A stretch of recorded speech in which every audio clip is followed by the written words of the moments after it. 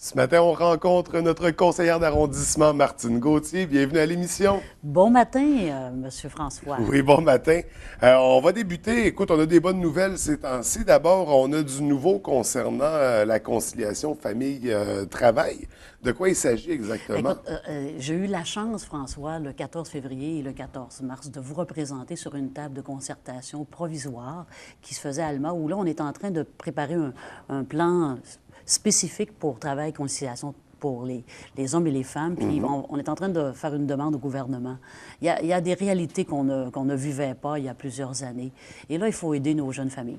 Alors, il y a un plan qui va être déposé dans les prochaines semaines. Il y aura une conférence de presse. Et qu'est-ce qu'on pourrait faire comme municipalité, comme gouvernement pour aider nos familles comme telles. Donc, on est en train de déposer un rapport. Mais j'ai eu cette belle chance-là de rencontrer des gens, des hommes et des femmes extraordinaires dans le milieu municipal et dans le milieu des affaires.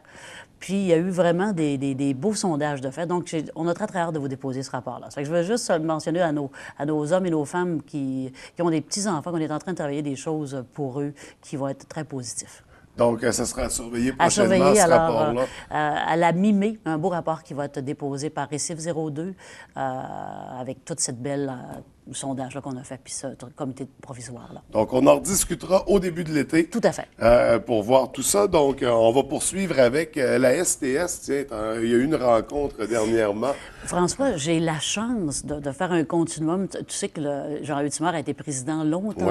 Jean-Eudes a été 20 ans sur la STS, donc on essaie de suivre ses pas, pas facile. Alors, j'ai été nominée vice-présidente il y a 2 mois de la STS, et puis j'ai toujours mentionné qu'il était important de faire en sorte que les gens prennent confiance de plus en plus au réseau et puis qu'ils en soient fiers. Alors, ce que je veux te dire, on a eu une rencontre de plusieurs heures hier soir.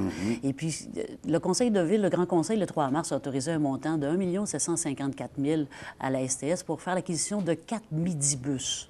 Alors, hier, on a mandaté le directeur général de faire des demandes de soumission pour faire l'acquisition de ces 4 midibus-là pour 2014. Et puis, 2015, le Grand Conseil a voté un montant de 850 000 aussi pour pouvoir faire l'acquisition de 2 autres midibus. Et ça, François, là, c'est pour moi une belle réalisation. C'est-à-dire que pendant mon porte-à-porte que je faisais pendant la campagne, beaucoup de gens m'exprimaient haut et fort, Martine, les autobus passent dans la rue puis sont vides. Mais parfois, ils ont l'air vides, François, mais il y a des gens, mais l'autobus est tellement gros qu'on a l'impression. Donc, les midibus qui seront achetés, qu'on devrait recevoir, là, on est en soumission, il faut demander aussi au ministère des Transports si ça prend leur autorisation officielle. D'ici la mi-novembre, nous aurons les 4 premières midibus, et puis très, très vite, en 2015, nous aurons les 2 autres. Alors ça va être pour desservir de façon plus fiable, de façon plus équitable, surtout l'arrondissement de la baie. Parce que c'est ici où les gens prennent l'autobus, mais qu'il y a moins de gens un petit peu. Fait que ça, je suis contente de ça. Et est-ce qu'il va y avoir un nouveau réseau pour ces autobus ou ils s'intègrent au réseau actuel? Actuellement, je siège aussi sur un comité pour m'a nominé hier soir sur réévaluer, François, tous les réseaux. Oui. Tous les réseaux, parce que je pense que c'est une démarche importante. Fait que je suis extrêmement fière là, de pouvoir travailler à ce réseau-là pour l'évaluer de A à Z. Alors, écoute, là, c'est juste des bonnes nouvelles. Je veux que nos citoyens comprennent là, que ça m'interpellait beaucoup, la STS, parce qu'il faut reprendre confiance, puis je veux y travailler. Puis faire en sorte que les réseaux soient fiables, que l'autobus arrive à l'heure, puis que nos gens soient là. Puis, écoute, il y a des belles choses qui s'en viennent. Et là, parlant de STS, on va parler du terminus de la baie, tu sais, parce que quand on regarde par la fenêtre, on ne voit plus d'échafaudage. Est-ce qu'on peut dire que les travaux sont terminés? Presque terminé. Okay. Écoute, je pense qu'il reste pour 2 semaines de travaux comme tel. Ben, une autre belle réalisation aussi. Je veux dire, c'est... oui, bien, c'est pour la tente, là, la partie chauffée, la partie salle fermée. de bain. Alors, écoute, positif. Fait qu'il faut prendre l'autobus, ne serait-ce que pour aller voir le nouveau terminus. Tout à fait, tout à fait. Donc, des belles nouveautés, il y a des belles choses qui s'en viennent pour la STS. On va parler de maisons intergénérationnelles. On en parlait dans les médias. Est-ce qu'on peut remettre les pendules à l'heure par rapport à Saguenay? François, pendant mon porte-à-porte, encore une fois, parce que tu sais que c'est vraiment à cet endroit-là que tu peux avoir... C'est un beau sondage, de savoir où les gens... Qu'est-ce que les gens veulent vraiment pour les 4 prochaines années. Puis toujours dans mon porte-à-porte, les gens me disaient, Madame Gauthier, nous, là, une maison intergénérationnelle, là, votre règlement, là, il n'est pas adéquat, mais pas du tout. Alors, ce que j'ai fait, dès que j'ai été nominée sur le Conseil des aînés, je suis allée rencontrer une personne qui s'occupe vraiment là, de l'ensemble des règlements de Saguenay. Et là, je lui ai dit, moi, là, si le Conseil des aînés, tu nous mandates à te faire une étude sur les aînés en 2014, 2015, 2016, pour eux, c'est quoi une maison intergénérationnelle? Puis qu'est-ce qu'ils veulent? Parce que c'est eux qui veulent avoir ça. Alors là, ce que j'ai fait, c'est que cette semaine, au Conseil des aînés, je leur ai donné le mandat de me trouver qu'est-ce qu'ils veulent, eux, ces gens-là, de parler avec les gens qu'ils représentent, et ils vont me déposer un rapport de nous, à Saguenay, voici ce qu'on aimerait avoir. Et en contrepartie, j'ai demandé aux services qui m'accompagnent, fais-moi une étude, qu'est-ce qui se passe ailleurs au Québec? C'est quoi une maison intergénérationnelle à Sherbrooke, à Trois-Rivières, à Laval, à Terrebonne, pour qu'on soit capable, François, de voici ce qui se passe ailleurs, voici notre règlement à nous, qui ne s'adapte pas à nos gens du Saguenay. Et puis, par la suite, on pourra faire des recommandations à les gens du service qui donnent les permis. Et j'ai cette autorisation-là de travailler. Puis je suis fière parce que ça, là, c'est quelque chose que je me promets depuis 5 ans. Puis là, François, je suis en train de faire en sorte que les assistants en ligne pour le changer, le règlement, mais de façon constructive et positive qui correspond aux attentes de nos gens du Saguenay. Donc, on adapte le règlement, on l'adapte aux besoins, c'est ça? En fonction de ce que nos gens veulent. Oui, exactement. Puis on va travailler là-dessus. Puis pour ce qui est des consultations, d'aller chercher l'opinion des gens, comment ça va fonctionner? Écoute, moi, il y a 3 personnes de l'AB qui siègent sur le Conseil des aînés. Robin Bouchard, Thérèse Vandal et Mme Simard, Gaétane Simard. Oui. Et eux, là, ils vont faire le tour de la FADOC, d'un peu partout. OK.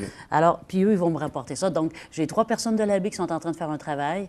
J'ai 4 personnes de Jonquière, puis 3 personnes de Chicoutimi. Donc, qui on récolte les informations. Ils vont toutes nous apporter les informations. OK. Puis après ça, vous réunissez tout ça et on aura des nouvelles prochainement. Et oui, puis on va vous les remettre à ce moment-là. Donc, un autre beau dossier à surveiller.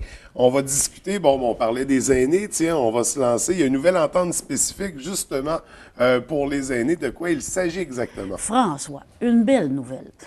On parle beaucoup d'élections actuellement, mais la CRE d'ici, c'est la première qui vient de signer une entente spécifique avec la MAMRO et le secrétariat des aînés pour les 4 prochaines années. C'est une entente spécifique pour pouvoir trouver des projets dans la région pour le Saguenay-Lac-Saint-Jean.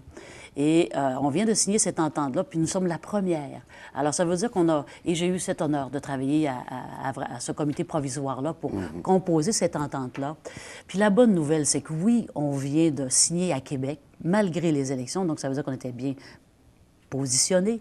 Et Saguenay m'a officialisé sa participation à cette entente-là au montant de 10 000 par année pour les 4 prochaines années. Et moi, j'ai promis à M. le maire que j'allais travailler sur le comité provisoire pour sélectionner les projets pour le Saguenay-Lac-Saint-Jean et faire en sorte que je puisse bonifier de 3 fois ce montant-là.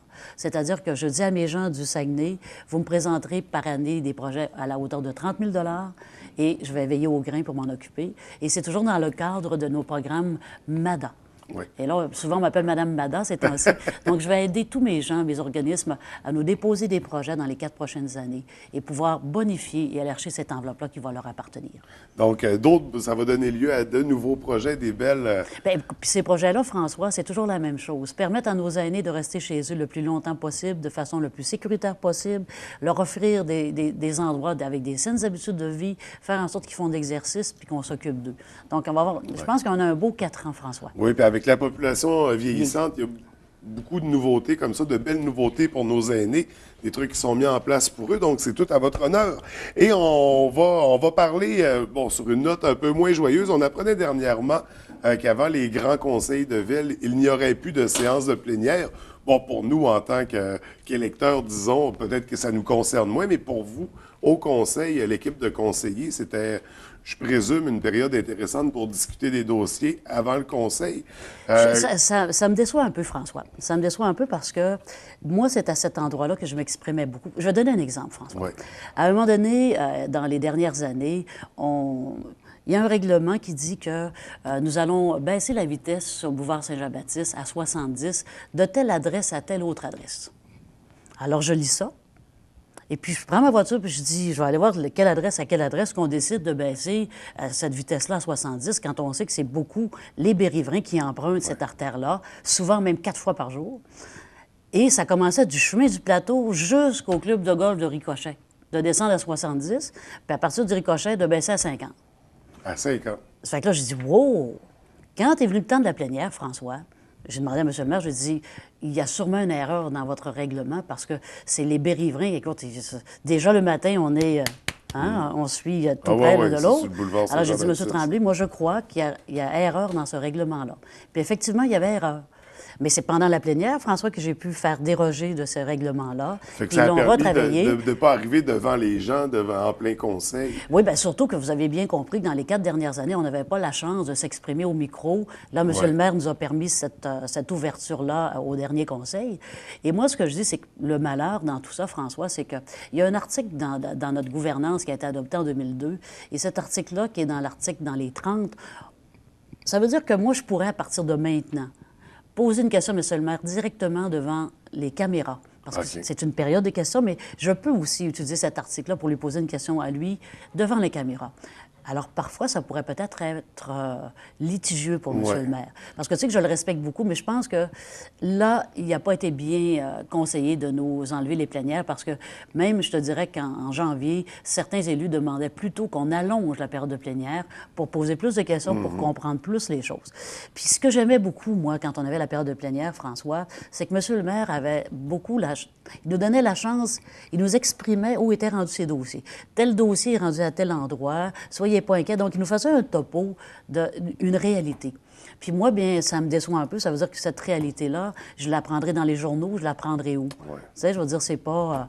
Ça fait que moi, ça me déçoit. Je pense que c'est pas une belle façon de faire la démocratie à Saguenay pour cette fois-là. Donc, on va voir les résultats qui vont en J'espère que M. Tremblay, qui est très respectueux des citoyens, va se dire que peut-être qu'il l'a échappé, celle-là. Bien, sinon, j'ai l'impression que ça risque de faire plus de situations de conflit pendant le conseil entre le maire et certains conseillers. Donc, ça restera à voir au prochain grand conseil qui est au début du mois d'avril. Oui, 7 avril, la même journée des élections. Oui, et en plus. Donc, grosse journée le 7 avril. On va terminer rapidement parce qu'on n'a plus de temps. En fin de semaine, on a un hommage à notre athlète Valérie Maltais. Hey, elle s'est démarquée à Montréal. Incroyable. Moi, je veux dire que tu te rappelles que je suis allée la voir à Vancouver en 2010, puis que je suis tellement fière d'elle. Donc, on sait que les F-18, samedi, lui font un hommage, un 5-7 au Vieux-Théâtre. Donc, c'était important Alors, venez la saluer. Tu sais, elle a réussi, mais on a toujours besoin de continuer, de se faire dire bravo, puis je t'encourage. Donc, on est fiers d'elle, puis elle aura un bel hommage qui lui sera fait samedi au Vieux-Théâtre. Donc, c'est à surveiller au Vieux-Théâtre ce samedi. Merci beaucoup, Martine. C'est toujours un plaisir de te rencontrer. Merci à toi. Merci. Une bonne journée.